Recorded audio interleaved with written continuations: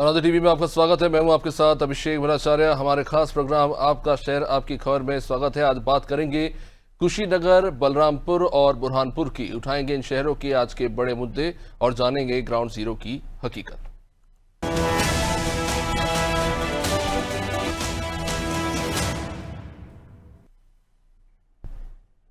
तो सबसे पहले बात कुशीनगर की, जहां पीएम आवास को 2 मंजिला होटल में तब्दील कर दिया गया है। जी हां,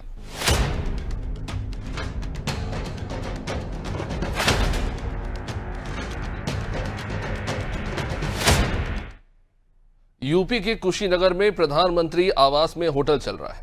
नगर पालिका क्षेत्र के वार्ड नंबर 21 कृष्णा नगर में स्थित इस प्रधानमंत्री आवास को 2 मंजिला होटल में तब्दील कर दिया गया है। बता दें कि प्रधानमंत्री आवास गरीब परिवारों को आवंटित किए जाते हैं, लेकिन कुशीनगर में ये प्रधानमंत्री आवास एक ऐसे परिवार को दे दिया गया जो होटलिंग व्यवसाय से जुड़ा हुआ है। इस प्रधानमंत्री आवास में बने वेल फर्निश्ड होटल को देखकर कोई भी ये नहीं कह सकता कि ये परिवार गरीब है। सूर्या पैलेस नाम का यह होटल अनैतिक गतिविधियों का भी अड्डा रहा है। कुछ समय पहले ही यहां पुलिस ने छापेमारी की थी, कुछ जोड़ों को गिरफ्तार भी किया था। अब सवाल यह है कि जो आवास गरीबों को मिलना चाहिए वो व्यवसायियों को कैसे मिल रहा है, और इस तरह की धांधली कितनी जगह की गई है, ये भी अपने आप में एक बड़ा सवाल है। अभी आपके माध्यम से ये जो सूचना है मुझे प्राप्त हुई है, इसका संज्ञान ले लिया गया है। मैं इसकी जांच कराता हूँ। जांच में अगर किसी प्रकार के प्रतिकूल तथ्य अगर प्राप्त होते हैं तो उसमें हम लोग विधिवत और सख्त कार्रवाई करेंगे। देखिए, उसकी पात्रता अलग है। जिनके पास में कच्चा मकान होता है उनको, और जो पात्रता की श्रेणी में आते हैं उन लोगों को दिया जाता है। और जिस प्रकार का आपने इन्फॉर्मेशन दी है, वो तो मुझे नहीं लगता कि कोई पात्रता की श्रेणी में आते होंगे, लेकिन चूंकि जब तक जांच ना हो जाए, पूरी तथ्य सामने ना आ जाए, तब तक कोई कमेंट करना संभव नहीं है। एक बार पूरी जांच जब हो जाएगी तो उसके बाद कार्रवाई के साथ में आपको अवगत कराया जाएगा।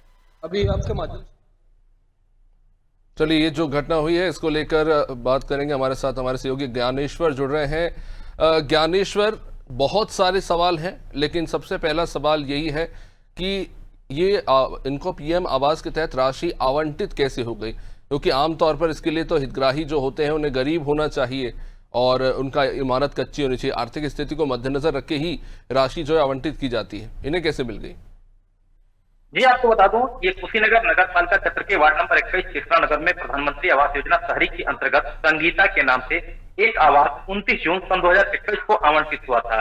डूडा के माध्यम से 5 चरणों में होने वाले इस निर्माण कार्य का पहला चरण नव स्टार्टअप में 28 सितंबर 2021 को 50,000 रुपए का पहला भुगतान के साथ शुरू हुआ था।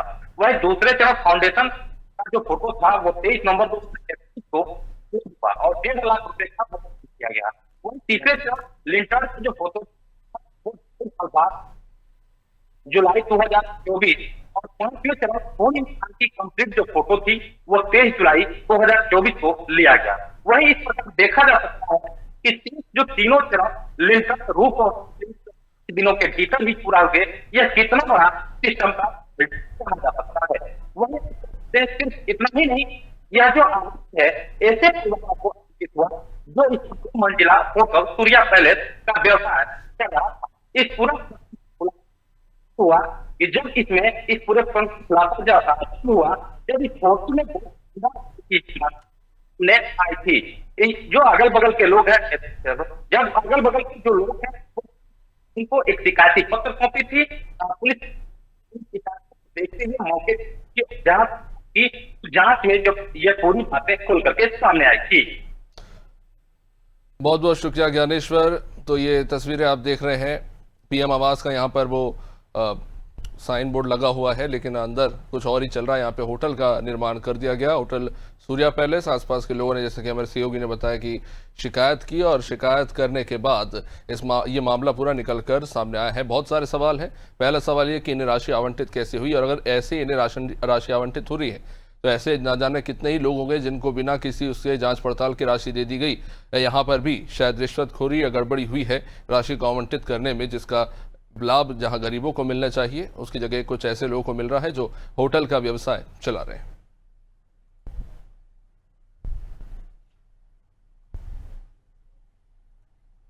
वही नगर पालिका क्षेत्र में भ्रष्टाचार का बड़ा मामला आया है। अब उससे आगे बढ़ेंगे, अब बात करेंगे बलरामपुर की।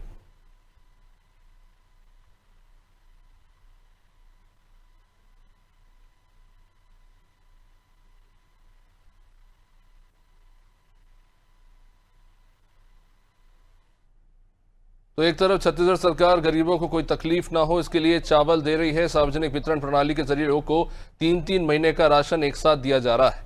दूसरी ओर बलरामपुर जिले में राइस मिलर से मिलीभगत करके नागरिक आपूर्ति निगम के अधिकारी सरकार की इस महती योजना पर चूना लगा रहे हैं। दरअसल वाड्रफनगर के शासकीय उचित मूल्य दुकान से काफी खराब क्वालिटी के चावल की सप्लाई की जा रही है।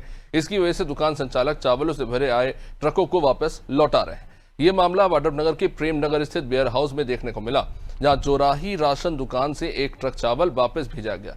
वह राइस मिलर्स अपनी गलती ना मानकर रखरखाव सही ढंग से ना करने की बात कर रहे हैं।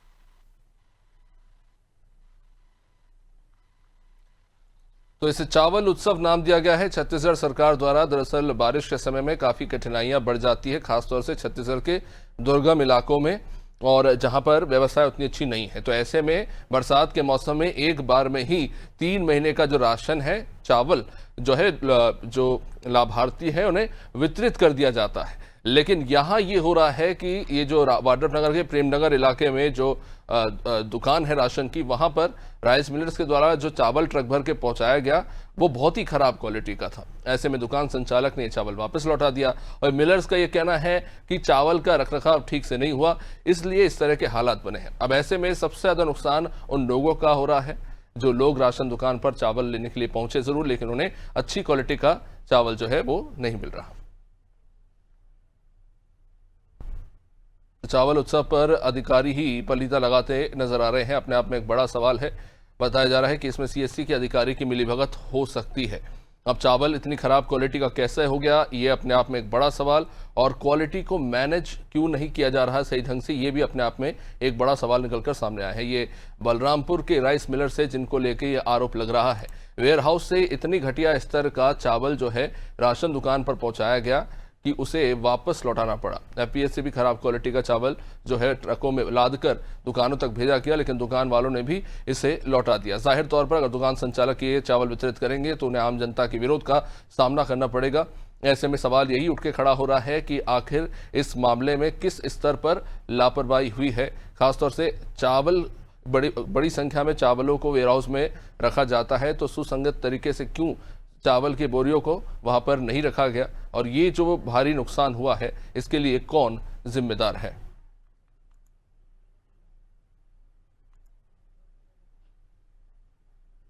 कुलेश्वर हमारे साथ इस वक्त जुड़े हुए हैं। कुलेश्वर, ये जो प्रेमनगर में घटना हुई है कि बहुत ही घटिया स्तर का चावल जो है बोरों में भरकर पहुंचाया गया, क्या कारण इसके पीछे निकलकर सामने आ रहा है और राइस मिलर्स क्या कह रहे हैं इसको लेकर?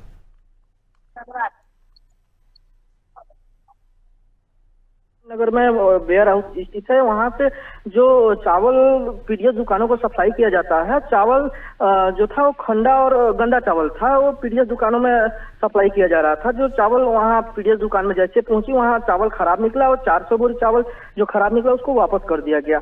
वापस होने के बाद यहाँ जब चावल वेयर हाउस से जब यहाँ मिल के लिए वापस जा रहा था तो मिल संचालकों का कहना है कि वेयर हाउस में चावल रखने के कारण खराब हुआ है, जबकि अधिकारियों का कहना है कि मिल से ही चावल खराब आ रहा है। और उसमें जैसे ही चावल खराब आना चालू हुआ और पीडीएस दुकानों का कहना है कि ये चावल लोगों तक लोग लेने से मना कर रहे हैं। तो कहीं ना कहीं इसमें अधिकारियों की भी एक बड़ी लापरवाही सामने आई है, क्योंकि वहाँ चावल इंस्पेक्टर बैठते हैं जो जांच करके चावल को वेयर हाउस में डालते हैं, लेकिन वेयर हाउस को जांच नहीं होने के कारण ये लापरवाही सामने आई है। जी नहीं, लेकिन सवाल ये है कि ये जो वेयर हाउस में चावल रखा गया था इसकी जिम्मेदारी कुलेश्वर किसकी होती है?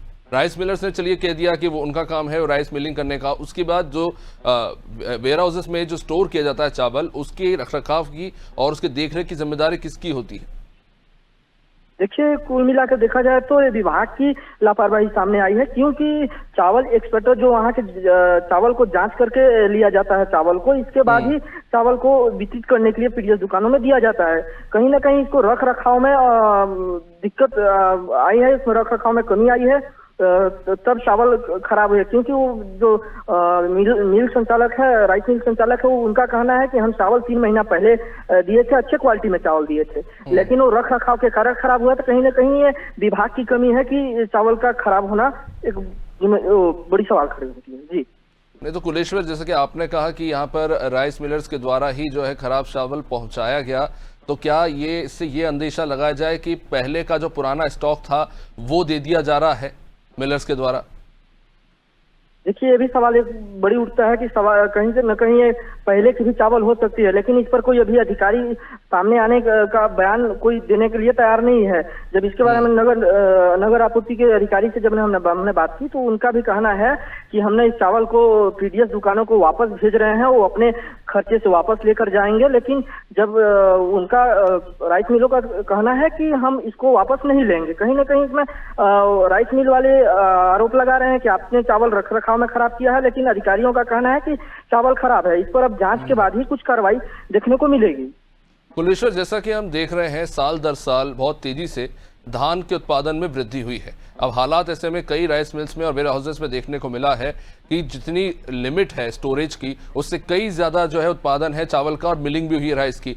तो ऐसे में क्या समुचित जगह ना होने के कारण और बहुत ज्यादा मात्रा में धान उत्पादन के कारण क्या अब ऐसी स्थिति बन गई है कि जो मिल करके चावल रखा जाता है बोरियों में स्टोर करके, उनको ठीक तरह से रखने के लिए ना वेयर हाउस की प्रॉपर संख्या है और ना ही राइस मिलर्स इस पर लेकर कुछ बड़ा कदम उठा पा रहे हैं?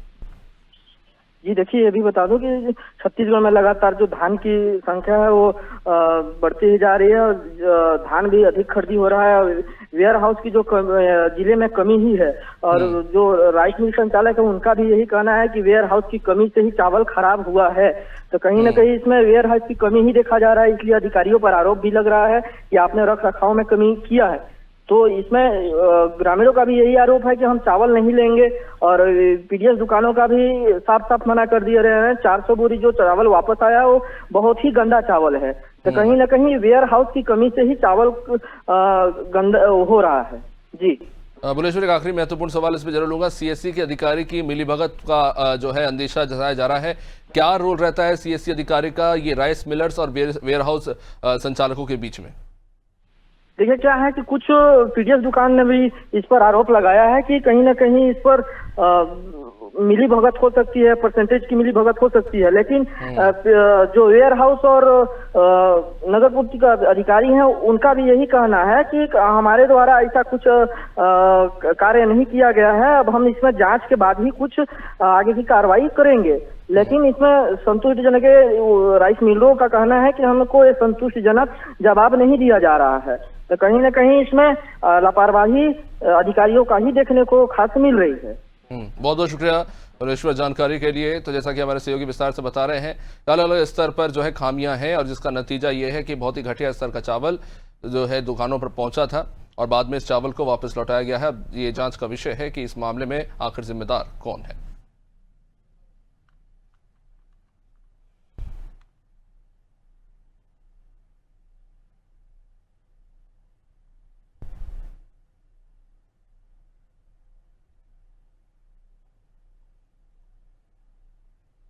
चलिए बात करेंगे बुरहानपुर की, जहां मटमैले पानी को लेकर महिलाओं का गुस्सा फूट पड़ा है।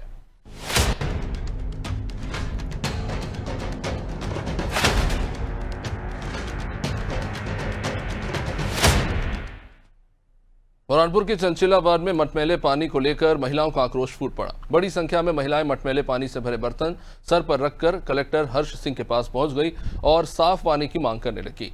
इस दौरान नगर निगम अध्यक्ष अनीता अमर यादव भी सर पर बर्तन लेकर कलेक्टर के समक्ष पहुंची और कहा कि निगम आयुक्त संदीप श्रीवास्तव चिंचाला वार्ड के लोगों की समस्या को अनदेखा करते हैं। महिलाओं का कहना है कि जलावर्धन योजना के तहत जो पानी सप्लाई हो रहा है वो बेहद गंदा है और पीने योग्य तो बिल्कुल भी नहीं। इस पानी को पीने से बच्चे बीमार पड़ रहे हैं। जलावर्धन योजना का गंदा पानी बंद करके पुरानी पद्धति वाला ही पानी शुरू कर दीजिए।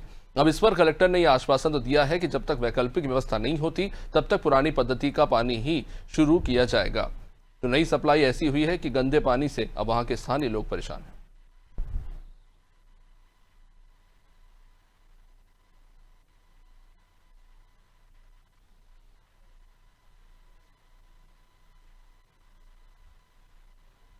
फैजल हमारे साथ जुड़ चुके हैं इस वक्त। फैजल, क्या कारण है लोग परेशान हो रहे हैं साफ पानी को लेकर और वहां पर इस तरह के हालात बने हैं? ये नई व्यवस्था कौन सी है जिसके चलते इन्हें गंदा पानी मिल रहा है? क्या कारण इसके पीछे? जी अभिषेक, मैं बता दूं, इस वक्त मैं मौजूद हूँ नगर निगम के चिंचाला वार्ड में। यहाँ पर ये वो वार्ड है जो इस समय शुद्ध पेयजल की संकट से जूझ रहा है और हमारे साथ वार्डवासी यहाँ मौजूद है, जिनको हमने देखा विगत दिनों ये गंदे मटमैले पानी से भरे बर्तन लेकर कलेक्ट्रेट कार्यालय भी पहुंचे थे और कलेक्टर को अपनी समस्या से अवगत कराया था। इस पर कलेक्टर ने आश्वासन भी इनको दिया था और निगम आयुक्त को निर्देशित भी किया था कि वह जब तक के कोई वैकल्पिक व्यवस्था नहीं होती तो वो पुरानी पद्धति का पानी शुरू करे। लेकिन उसके बाद भी आज 4 दिन हो गए हैं और किसी प्रकार का इनकी समस्या का कोई समाधान नहीं हुआ है। मैं कैमरा पर्सन से कहना चाहूंगा कि ये जो गंदा पानी है वो दिखाएं किस तरीके से ये जो पानी है इसको छूना तो बहुत दूर है, लोग इसको पीने को अभी मजबूर है। इस वक्त हमारे साथ मौजूद है स्थानीय पार्षद भी है और निगम आयुक्त भी हमारे साथ निगम अध्यक्ष भी हमारे साथ मौजूद है। उनसे बात करेंगे कि क्या उनकी समस्या है। बताइए क्या आपकी समस्या है, आप कहाँ? ये जो पानी आ रहा है जेएमसी कंपनी का, तो ये पानी मतलब मटमैला भी आ रहा है और इसके वाटवास की पानी बदबू भी आती है, तो पीने को नहीं देख रहा था। हम कलेक्टर के पास गए थे, कलेक्टर साहब ने आयुक्त महोदय से आग्रह किया कि भाई जब तक ये पानी स्वच्छ नहीं आता, जब तक आप जो पुराना पानी है वो दीजिए, जब स्वच्छ आएगा तो उसको पीने को तैयार है सब लोग। पर अभी तो पानी बहुत मतलब इतनी बदबू आती है कि पीने की भी इच्छा नहीं होती पानी को। अभिषेक, ये थी निगम अध्यक्ष, इनका भी ये सीधा आरोप था कि जो आयुक्त है वो इनकी भी बात नहीं सुन रहे, क्योंकि ये उनका खुद भी वार्ड है। इस वक्त हमारे साथ मौजूद है मुन्ना यादव, उनसे भी बात करेंगे। भैया क्या समस्या है? ये पानी लगभग 3-4 महीने से गंदा पानी आ रहा है। कई बार कमिश्नर साहब को शिकायत हो गया, जेएमसी कंपनी के मैनेजर को बुलाया गया, परंतु अनदेखी कहीं ना कहीं जहाँ इस बार क्या हुआ कि हमारे वार्ड की महिलाएं एकत्रित हुई और फिर बोले चलो भैया कलेक्टर के पास गया, कलेक्टर साहब से निवेदन किया। उन्होंने भी कमिश्नर साहब को आदेश किया जब तक ये पानी अच्छा नहीं होता है तब तक पुराना पानी पिलाए, पर कोई आदेश नहीं, कोई इसका पालन नहीं, बिल्कुल नहीं, कोई हमारे पास नहीं। हमारे साथ कुछ और वार्डवासी भी है, उनसे भी बात करेंगे। बताइए क्या समस्या है? पानी बहुत गंदा आ रहा है, पीने की इच्छा नहीं होती और तो आती है और बच्चे बीमार हो रहे हैं, हम बड़े भी बीमार हो रहे हैं, तो तब तक वो पानी पीना नहीं चाह रहे हैं। ये अभिषेक ये थे वार्डवासी जिन्होंने बताया कि किस तरीके से ये शुद्ध और पेयजल के संकट से जूझ रहे हैं और अभी तक के भी इनका कोई कार्रवाई नहीं है इनके पास। फैजल, ये जो पानी सप्लाई हो रहा है ये किस तरह सप्लाई, क्या पाइपलाइन के थ्रू सप्लाई किया जा रहा है? वहां पर गफलत हो रही है या अक्सर इस मौसम में इस तरह के हालात बन जाते हैं, खासतौर से गर्मी के मौसम में? ये जल आवर्धन योजना के तहत जो है तो इनको पानी सप्लाई किया जा रहा था, लेकिन ये जो पानी है ये पीने लायक तो बहुत दूर है, छूने तक के लायक नहीं है और ये वार्डवासियों का भी आरोप है और ये इस तरीके से जो है तो इन्होंने आरोप लगाए हैं और इसका निराकरण अब तक नहीं है। बहुत बहुत शुक्रिया फैसल। ये जो तस्वीरें आप देख रहे हैं जहाँ इतना गंदा और मटमैला पानी है जिससे लोग जो है वो परेशान हैं और खैर अब मांग तो रखी गई है कलेक्टर के सामने, अब देखते हैं कि इसमें क्या कार्रवाई होती है।